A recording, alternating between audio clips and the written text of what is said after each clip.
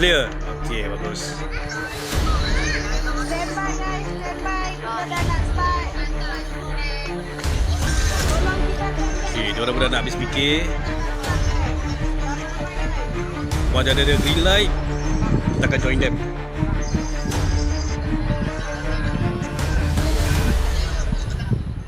Kita dah nak start explore guys. Subscribe, like and share guys. Thanks, Gaby.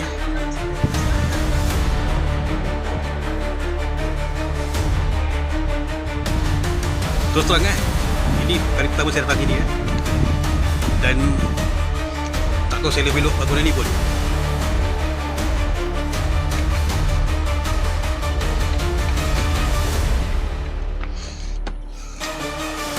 Dan kawasan ni ada besar juga kawasan ni. Ini gedung dia pertama ni. Sini ada gedung kedua. Gedung kedua. Jadi puas nak explore. Saya pasal seorang pada sini. Okey.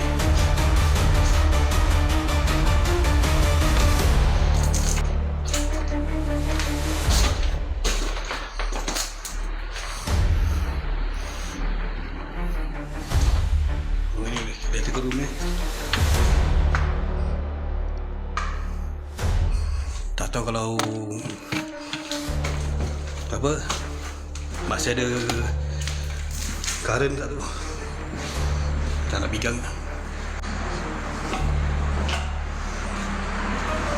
Dah jauh, saya dah jauh dari orang.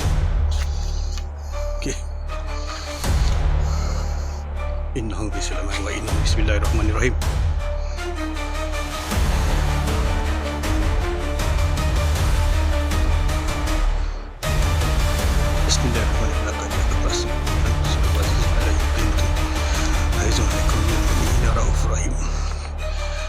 Fa'in ta'ala faqu hasbi Allah la ilaha illa huwa alaihi tawakkaltu wa huwa rabbul arsyil azim. Apa saja lah ni. Berbalik ini tempat setelah ditinggalkan ada orang luar masuk dalam sini mungkin pada waktu siang lah. Kalau malam dah tak masuk.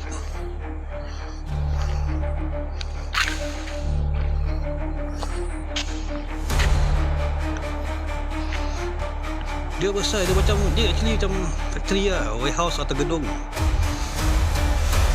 Sini ada partition, mungkin sebelah sana lain warehouse.